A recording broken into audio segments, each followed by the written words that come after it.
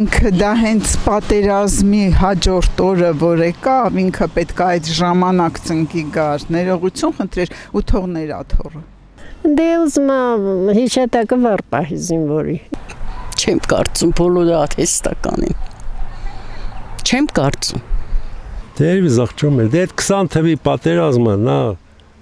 սա ես չգիտեմ, իմ կարծիքով, այդ պետք չէր այդ պատերազմ անել, որովհետև պատրաստ չէին այդ պատերազմի, զինված չէին, էլի, թուրքները զինված ա եղել, լավ պատրաստված ա եղել։ Կան անտեղի տեղը զուղ տվեցին, էլի։